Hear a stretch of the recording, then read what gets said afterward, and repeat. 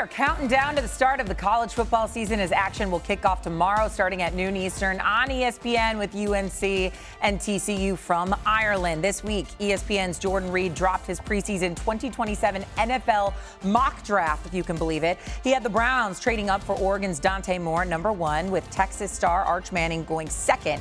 Reid projected another quarterback ahead of OSU's Jeremiah Smith by having Notre Dame's CJ Carr go third. Jordan now joins us right here on First Take. And Jordan, what are your expectations for Dante Moore this season as he returns to Oregon? They're big. I think he's one of the better quarterbacks that's going to be in this year's draft. But the big thing for Dante Moore this year is he has to shake the stench of his play, or bad play, I should say, against high-quality opponents. We have to remember, he did not take a lot of money last year. He came back to return to school, I should say. He potentially could have been the number 2 overall pick to the New York Jets a season ago, but he elects to come back to school. He's going to get over that magical threshold of 30 starts this year. But I think he's the most polished quarterback in this year's class, but he just has to go out and do it against those high-quality opponents. So some of the things watching Dante Moore, I believe this young man has a bright future. But in those 2 games versus Indiana, when the pocket isn't as clean, can you still keep your mechanics and not be all over the place and short arm throws or turn the football over? That's something he has to get better at. I would also add, when teams put linebackers at the line of scrimmage, that really caused problems for Dante Moore because he didn't know if those guys were coming on a blitz or those guys were going to bail out. So the pitcher changing post-snap at times really got the best of Dante Moore last year as well. That's why you've seen some of those turnovers that he actually had. But when I look at this Oregon football team and DeCorian Moore, and a lot of people are forgetting about Evan Stewart, who transferred over from Texas A&M, these are 2 5-star receivers. And you have Jamari Johnson at the tight end position, who's going to be a first-round draft pick as well. They have all the intangibles to make it to a national championship game if Dante Moore, in my opinion, is playing consistent in those big games like Jordan is talking about. First of all, Jordan was on my show a couple days ago, did not dress up. So I see how it is, Jordan. You dress up, you look like a Secret Service agent for First Take. You wore a hoodie and a hat for This Is Football. I get that part. I'm with you on this. Dante Moore's got to play much better in big games. And I like Dante Moore a lot. I'd be shocked if he was the first overall pick, based on what I saw last year. I think this was the year for him to come out in 2025 or 2026 and be the second quarterback taken after Fernando Mendoza. I think it's going to be a lot harder to be a first overall pick next year than this year, or even the second overall pick.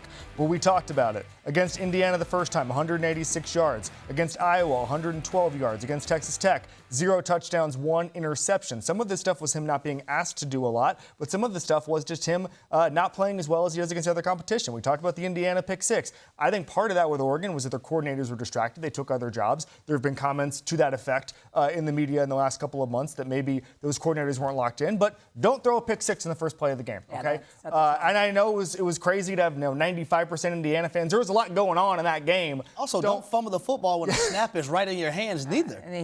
There was a lot of mistakes. That was a 14-7 ball game. There were a lot of mistakes. Just giving Indiana out of the jump. That was a disaster. I like what he brings. I just see way too many guys in a post-portal era where elite quarterbacks are being created every single year now because of the portal, because of NIL, guys staying an extra year, guys going to an offense that suits them more. I just don't see Dante Moore as being the best quarterback in this upcoming class. Okay, so what do you expect from Arch Manning this season? This is the player everybody wants to talk about, right? Just because of the season that he had a year ago. I thought a lot of people put the cart before the horse when seeing him play last year. He was the favorite, coming to the season for the Heisman. But the Ohio State game was very disappointing. Frankly, the first month of the season was really disappointing. But about mid-October, Arch really started to figure it out. That Florida game, I thought he made some impressive throws, even though they did lose that one. But the one game I want to point to is the Oklahoma game, and then also against Michigan in the bowl game. I thought those were 2 of his better games of the year. And I will say this, I don't think there's anybody with more pressure on them this season than Arch Manning, Steve Sarkisian, and Texas. They have no excuse not to win a national title this year, in my opinion. They revamped the offensive line. They bought in 2 impressive running backs in Raleek Brown and Hollywood Smothers. And, oh, yeah, you bring in Cam Coleman from Auburn as well. So Arch Manning has everything that he needs to succeed. Now he has to go out there and do it. He ranked 117th in underneath accuracy last year. So the underneath accuracy has to improve. The mechanics have to improve. And he also just has to go out there and do it. If he goes out there and does it, I believe he's going to be the number 1 overall pick. It helps that Ohio State goes to Texas this year and they don't have to go to the shoe. But nonetheless, what do you expect to see from Arch? Well, number one, you have all the resources and all the skill position players, the offensive line, the defense at your disposal.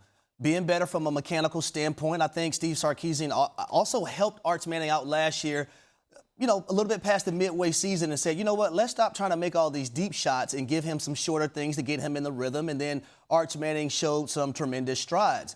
But it's all about the big games and how consistent can Texas be this season. That first one versus Ohio State early on this season. Yep. Can you win that one? They have one versus Tennessee. They have Oklahoma. They have Ole Miss, LSU, and Texas A&M. But for Texas as a football team, they weren't the best on the road last season.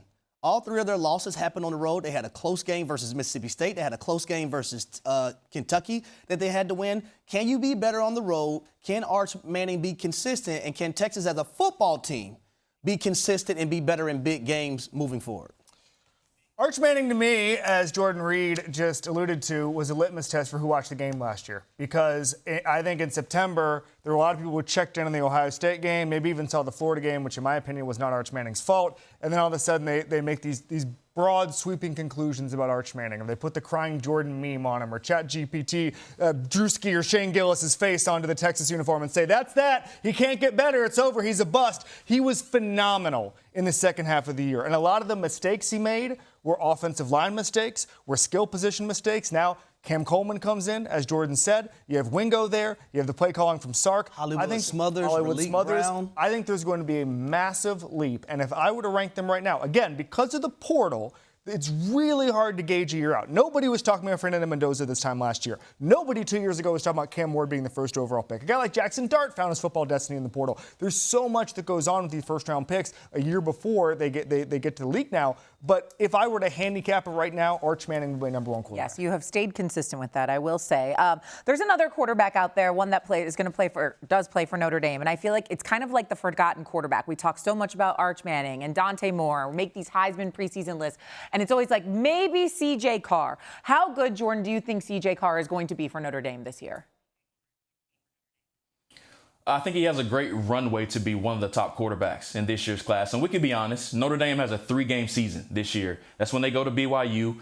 They welcome the fighting Kevin Clarks and Miami Hurricanes, and then they finish with SMU. So if CJ Carr is able to play well in those games leading into the college football playoff, he's going to have a nice runway to be one of the top quarterbacks in this year's class. But the thing I want to see from CJ Carr this year is that I thought he blended in a lot with the offense, and that's expected for a first-year starter. He didn't even know that he was going to be the first quarterback on the depth chart going into training camp. He was in a training camp battle, but Notre Dame lost a lot on offense. They lost 2 first-round running backs in Jeremiah Love and then also Jadarian Price, as well as Malachi Fields and Eli Raridan, who went on to be day 2 draft picks. So with CJ Carr, can he become the catalyst of this offense and be impressive in those 3 games? Just because I can already see it right now. Everybody's going to say Notre Dame hasn't played anybody outside of those 3 games. So if he can go in, play well in those 3, and then play well in the college football playoff, he's going to position himself to be one of the top quarterbacks in this class. So that's the thing, in my opinion, for CJ Carr this year.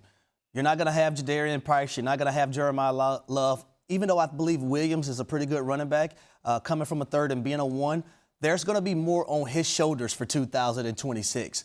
Can he carry that load and deliver the football to his wide receivers, tight ends, and his running backs coming out of the backfield and boost his way, in my opinion, to force NFL teams to say, we're taking this guy number 1 overall versus Dante Moore and Arch Manning?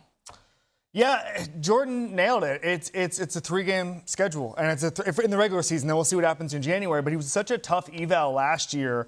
And listen, he was a redshirt freshman. It's not like we're looking at him as an NFL guy week 1 of last year. But last year, they had a very conservative game plan in Miami because he was a first-time quarterback, and they knew that they couldn't block Bain and Mesidor. So it was a lot of screens, and eventually Miami was able to sit on those screens and get an interception returned by Ruben Bain. And so that's almost out of CJ Carr's control. He gets better as the season goes along, but the problem was last year, they weren't playing anybody. He torched Arkansas. That was easy to do. I was going to say Harry could do it. He played in the NFL. Of course he could do it. I could do it last year. And so Jordan Reid, I played college ball. He could have done it last year. And so it's a tough eval. And so those 3 games are very important. And then I think Notre Dame is basically a lock for the playoffs. As long as they get through BYU, even if they lost to Miami or vice versa, they're going to get to January. And so it's going to come down to who they play and how he does it against it.